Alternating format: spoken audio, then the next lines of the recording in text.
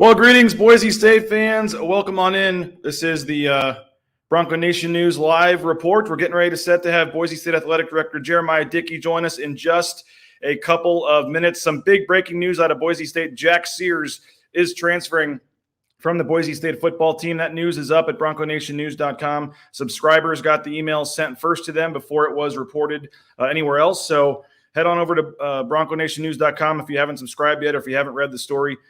Jack Sears, not really a big surprise. The backup quarterback wasn't playing much and wasn't going to play much next year either. Lost out 2 years in a row to Hank Bachmeier as a starting quarterback. So not a huge surprise that he decides to transfer.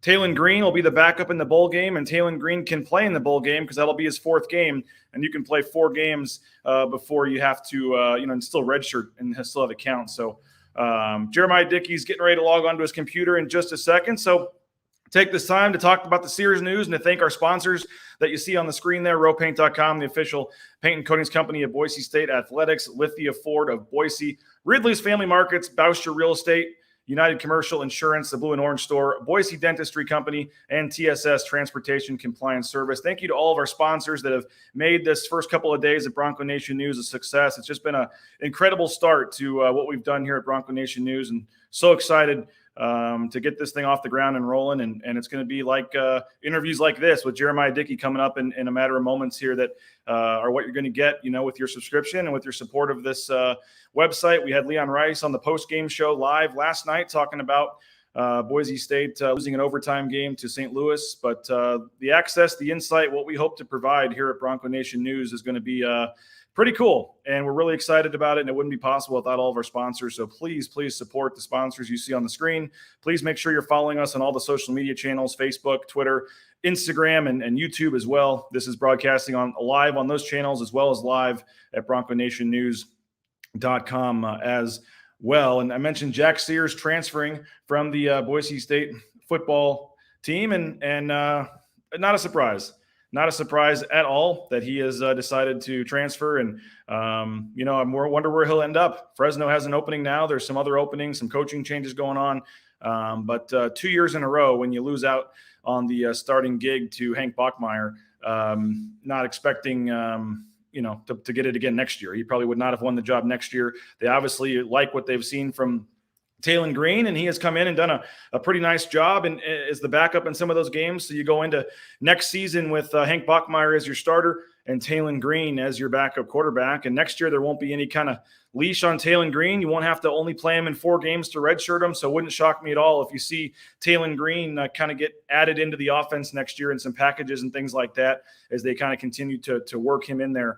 But Jack Sears no longer a member of the Boise State football team. Already some good discussion going over in the message boards. So head on over to bronconationnews.com and the message boards, and you'll be able to see and join the fun and the conversations going on about his decision to transfer, what it means for the program. I don't think this is going to be it in terms of roster turnover. I think you're going to see some more players leave the program, whether it be via transfer or just deciding not to come back for the super senior year. I think that you're going to see some big time, roster turnover in terms of just some of the key guys. Obviously, that Wimpy's gone, Kekala Kaniho's gone, Shakir's gone. But there's going to be some other guys out there, a guy like Tyreek LaBeouf that wasn't seeming to play much at the end of the season. You wonder if he's a guy that would be a candidate maybe to transfer elsewhere. There's a lot of guys. Andy Avalos came in and wanted to establish his program, wanted to get his guys in here. We've already seen multiple players kicked off the team or asked to leave the team. So obviously he's doing his best to try to get that culture changed, get that culture turned around. And certainly that's something that, I think that they're trying to do. And I think that certainly Andy Avalos knows what he's doing. We'll take a quick 30-second timeout, and when we come back, Jeramiah Dickey will join us, the athletic director at Boise State.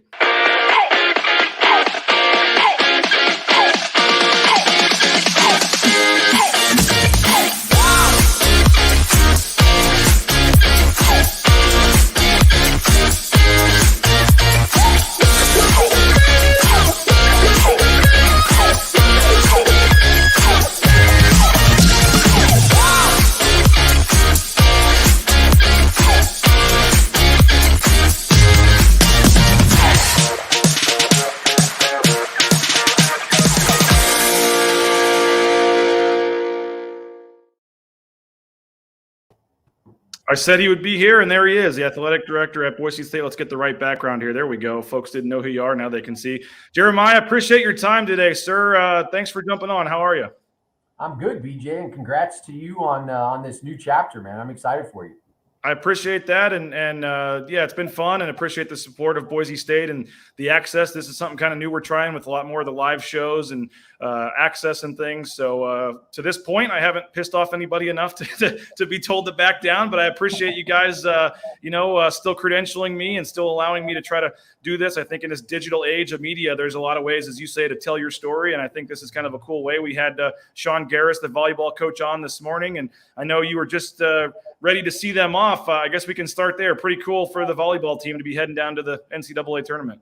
Oh, it's great. We want to make sure that they have, the best experience possible. And they've earned this, and so much has happened this season and playing in the spring and some of the things that they've battled off the court and just really proud of them and excited. And you can see it in our student athletes' faces and the coaches. And so I'll head down Friday and support them in Provo, and looking forward to it.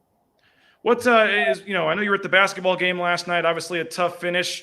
It was nice to see, at least in the second half, the crowd making a little noise and getting into it. What's your take on 7 games in of the basketball season? 3-4, I know the record maybe not there, but playing a tough schedule. And I know that, Leon thinks the pieces are there as they can improve, going into conference play.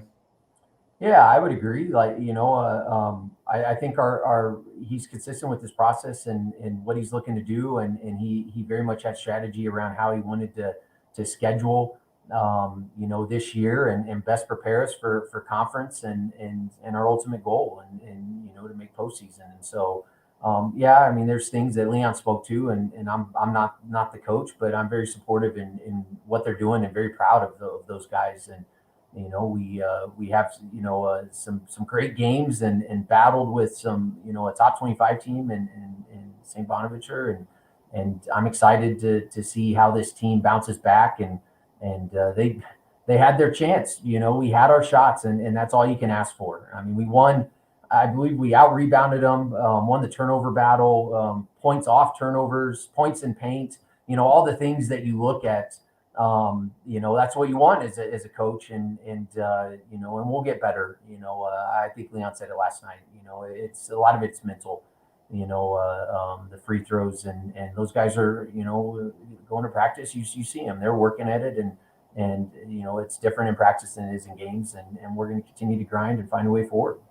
It was only, 6,000 or something announced attendance, but that was the biggest that you had probably seen, or at least the most energy that you had seen since you got here. And what did you take? I mean, when Abu Kijeb took that charge with 17 seconds left, it was electric in there, and it was really exciting. And you think about what that could be like if that third deck was open and full, and what it could be in conference play. I mean, what's your take on Extra Mile Arena and the fan support and where this could go? Because that was it can get pretty loud in there when that place is packed.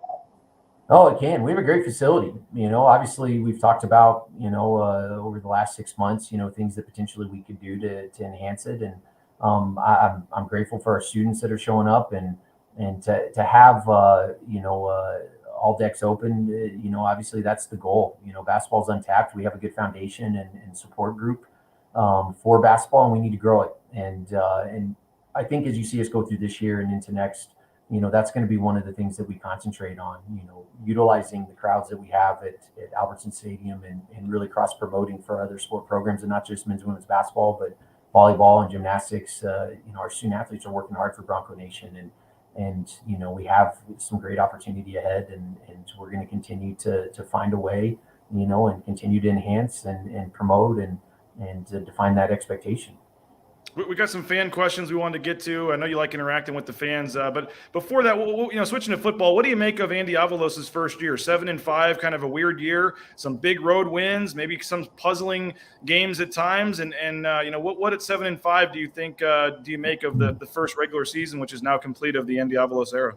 Well, and I understand, the expectations of Bronco Nation, and that's a testament to the coaches that have come before and the student athletes and people like Andy, who probably was part of that first class that really started us down this road. And that's a big reason why Andy and I are here. We embrace the expectation and understand that 7-5 isn't, maybe meeting the standard Bronco Nation, and nor is it meeting ours. I'm so proud of that staff and those student athletes and some of the things that they've been challenged with. And anytime you go through an AD change and a coach change and COVID, and there's some controllables, there's some things we couldn't control, but you play the hand that you're dealt, and you continue to show up, and those student athletes did, and that staff was grinding, and so I was extremely pleased, and I saw a level, stuff that I obviously get to see a lot more than our fans, and so being at practice and on the road with them, and engaging with them, and just how they're approaching it, and losses hurt, and it hurt them, and the wins were exciting, and yeah, I think there was a couple games that we were this close, but shoulda, coulda, woulda, and I think that's something that we've embraced, and that's part of what Andy's talked about, the process and the standard, and what we're trying to build here, and the foundation. I think we did a lot of work this year that is going to best prepare us for the off season and next season, and I'm really excited about what's next for that program, and Andy, he has been consistent, BJ, through a win, through a loss, in the off season, as an athletic director. That's all I can ask for. He sees it. We learned a lot about ourselves. We know who we are and where we're going, and that's, you can learn a lot, when you lose some games, and I think it really opened our eyes to some things, and I've talked about, we've had cracks in the foundation overall as the department. We're not going to surprise anyone. We are everyone's Super Bowl. And that's a testament to the last 20 plus years and the success that we've had, and you want to be in a position like that, and so. We're embracing that, and I'm excited. His process is sound, it's consistent, and we will reach the standard that we're driving for. You mentioned learning a lot. You learned a lot about, the fan experience at Albertson Stadium, and there was a fan question in our message board wondering about that. You got your first season in. I know you didn't get to implement everything you wanted, and still had to deal with some of the COVID protocols, but overall, what do you make of the fan experience at Albertson Stadium, and what's kind of the next level and some of your goals and things you hope to implement by 2022? One, I can't say enough about our fans in Bronco Nation. That place gets loud, and it's a competitive advantage to us. And when that place is full, you'd be hard pressed to find a better experience. And obviously I see what our fans see a lot of times. When you look at lines, and it bothers me. But we're navigating some of the things that many of our, much of our community and many of the businesses within our community are also navigating. We need to find more staff. We need to, I don't think there was a game that we had all concession stands open.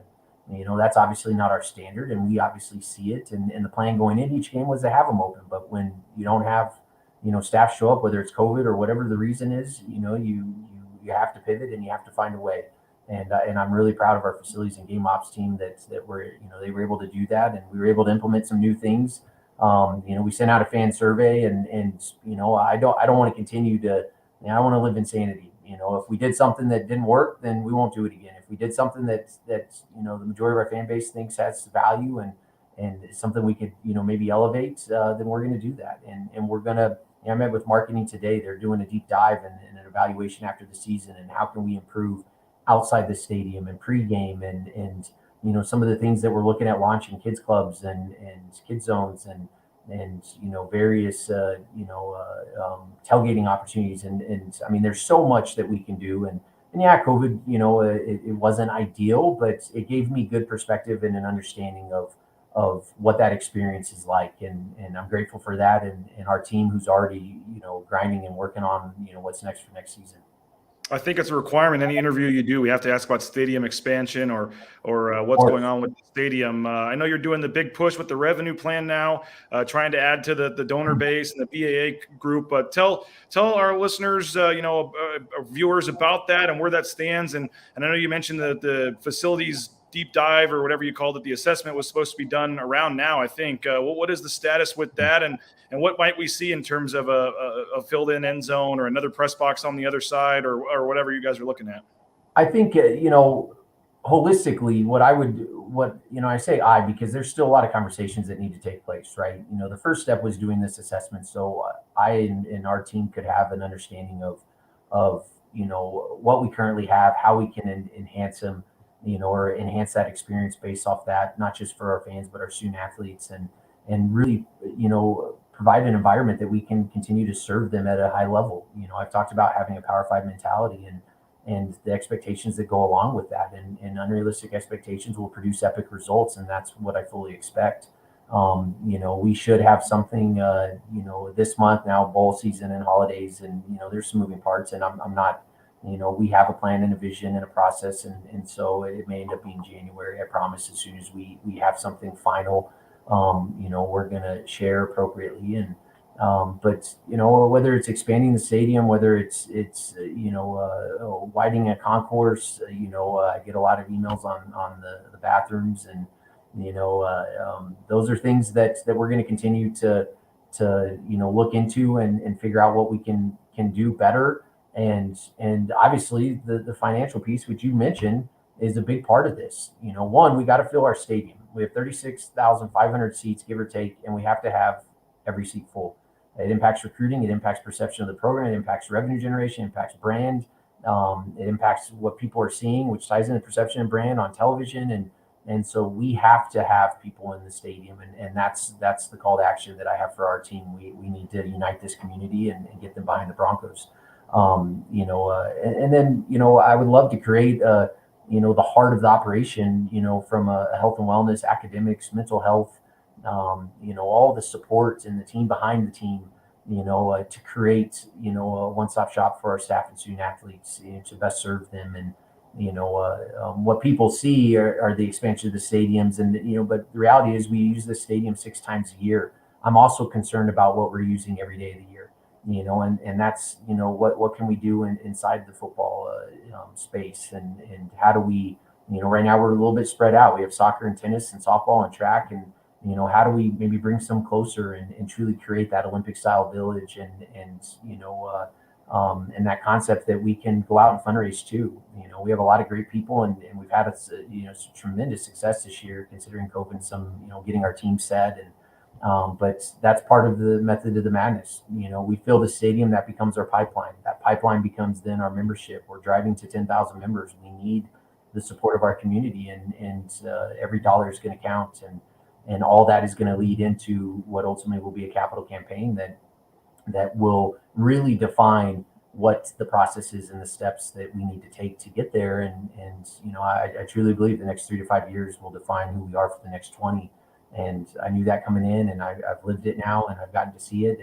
And really, if anything, BJ, I'm so excited right now, and my energy level and passion for this is pretty high. And coming out of a season, and now that I've gotten to experience some things and have a lot of data and information to really drive the decision making, the sky's the limit on what we can do here, and that's the mentality that we're going to take. And I think I've told you before, I'm extremely competitive. Our staff is competitive, and I want to provide the best possible experience for our staff and student athletes and supporters. And we're not going to stop until we do that. It's not perfect. It's not going to happen overnight. It's going to take a lot of work. We're going to have to roll up our sleeves. We're going to have to, really find different ways of connecting, but we're going to do that. And that's my commitment to Bronco Nation. And I know yesterday you guys made the announcement, Mike Walsh. I just want to know if Mike Walsh wrote his own press release. I hope he did. That would have been great to write his own. He probably did, quite honestly. Dr. Walsh is awesome. He's someone that very early on, was able to connect with him and his thought process and ideas. And this we talk about innovation. It's it can't just be talk. We have to live it out in action. And some of the things that he brought forward, and as we started really doing deep dives in the spring, and like, what is this going to look like, and how can we separate ourselves? I said, we're competitive. We want to be the best, and I don't care if you're in Power 5, Group 5. I don't care. We need to be the best at what we do, and I think this space is really going to provide that opportunity for us. He's the right person to lead it, and we need to build a team around him. And I think it's going to impact name, image, and likeness, which is something that I know comes up quite a bit.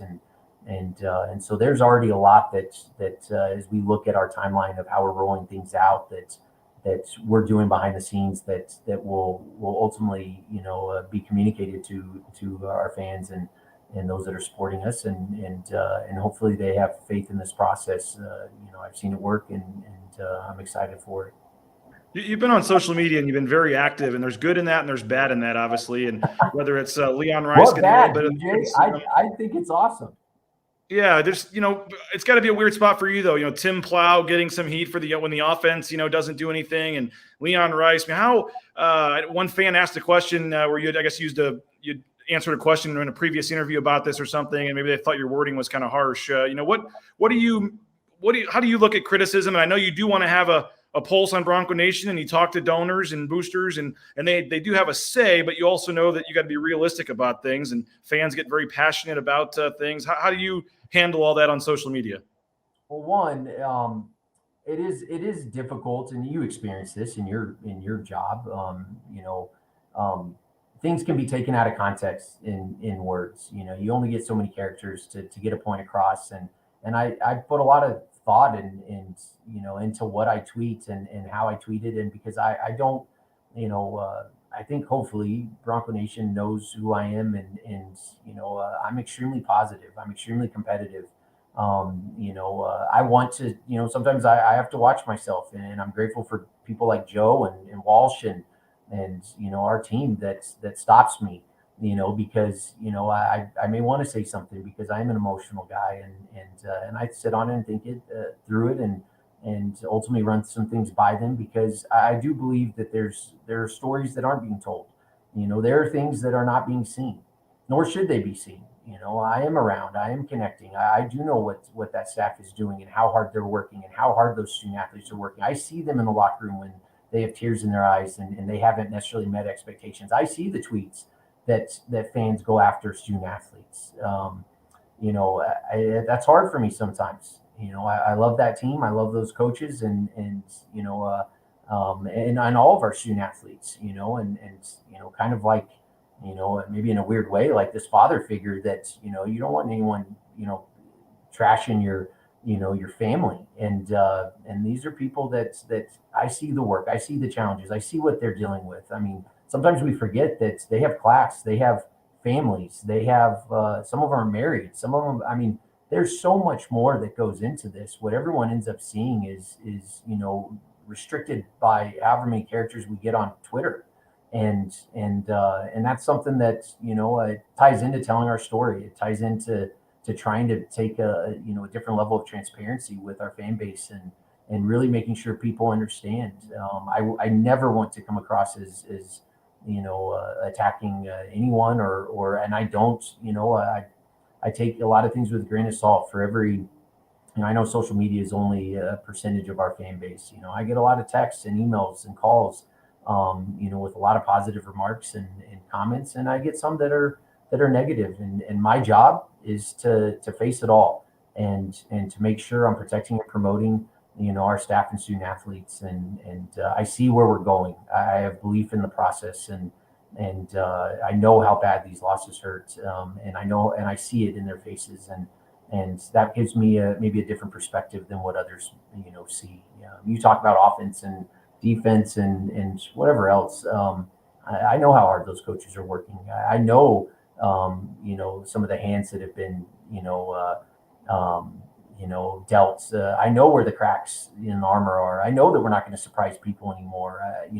This is a testament to what's been done, and we talked about that earlier. And so social media for me is a great way to engage. I try to, be everything for everyone. I try to answer. I try to like comments, and it impacts me. There's only so many hours in the day, but it's become a great resource to celebrate those that need it, and show appreciation for those that deserve it, and for for me to be able to recognize our diehards that even if it's a negative comment, I'm grateful for their ownership in the process, and the things that they can control, like showing up, like donating, like providing a level of support, and so hopefully that comes across. Well, you're getting a lot of great. It's only day 2, but you're setting the record so far for most comments during a live show. So we'll take that. People are appreciative of the interviews. You promised me 20 minutes, and we only got about 90 seconds left. So I'll get you out of here on 2 quick ones. One, a fan wanted to know about the retro logo, and what are the chances they start to see that for available to purchase shirts and things like that. Yeah, we get a lot of comments on that. One, it's awesome. Our equipment staff and football and Bob Carney, SPA, Joe. A lot of people had a part in that, and one, what we were able to do, we've just barely scratched the surface. We're still dealing with a backlog of shipments from Nike. It's not their fault. Like everyone's dealing with it, right? Just like us with staff, and so.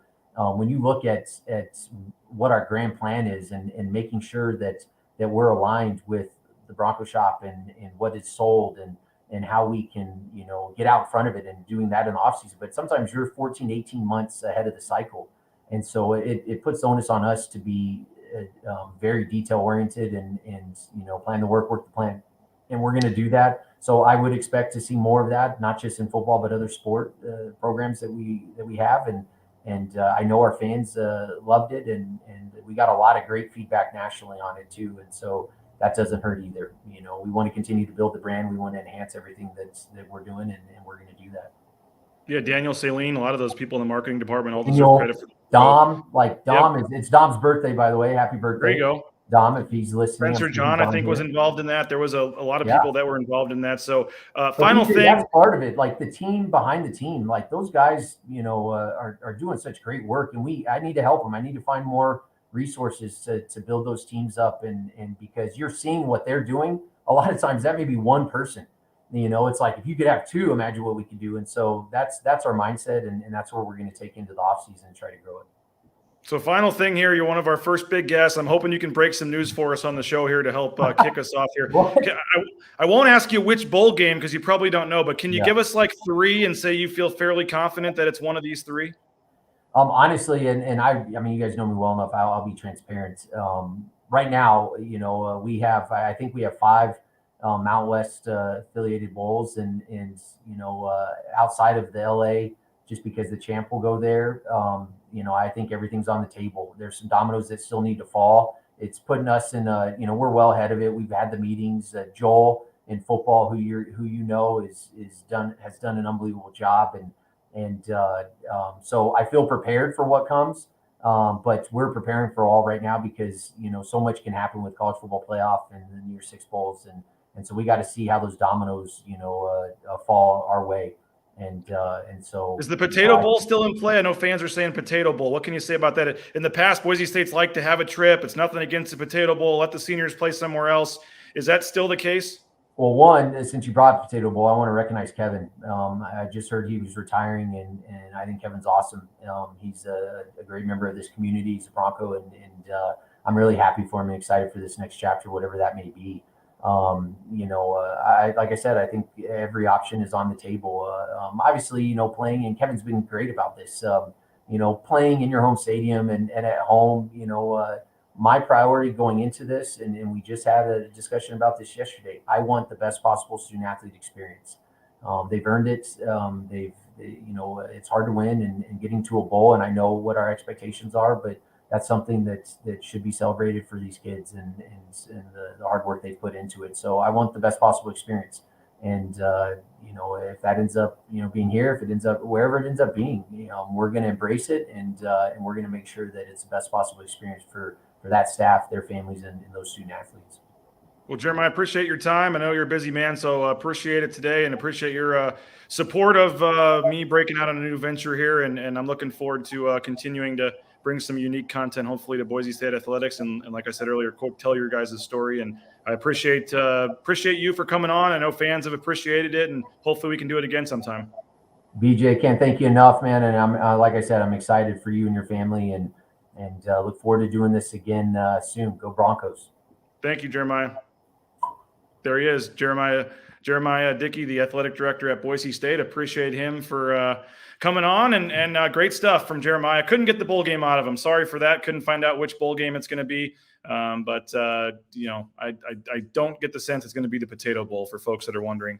I just don't see the Potato Bowl as something that is probably going to happen, but we'll see. I still think the Frisco Bowl in Dallas is the most likely, or the Frisco Bowl in Frisco, I guess.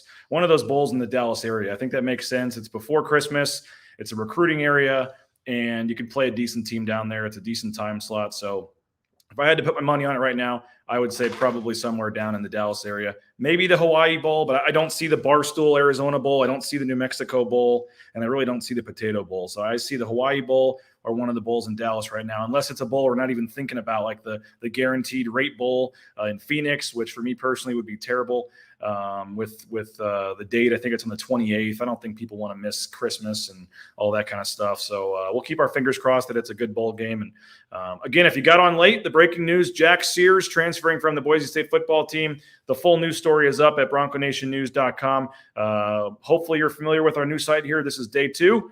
So if you're not on board yet, we sent the email breaking the news to subscribers, and then it got out publicly after that. So if you want to have the news first, just go to BroncoNationNews.com, sign up for a quick subscription. We did keep on the $52 special. I turned it back on in honor of the breaking news today. So $52 for a full year of coverage, just $1 a week to get the best breaking news, videos, recruiting, social media shows like this. So hope folks will take advantage of that today. We'll keep it on for a few more hours, $52 for a full year of coverage. So thank you, folks, for listening. Thank you to all of our sponsors that you see on the screen there. Thank you again to Jeramiah Dickey for joining me for the live show today. And we're going to continue to do a lot of shows. That's 3 shows today. We did Sean Garris, the volleyball coach. We did Matt Bauscher talking basketball, and now Jeramiah Dickey. So we're going to continue as often as we can to do these live shows and get you closer to Boise State athletics than you have been before. So hopefully you'll support us for doing that.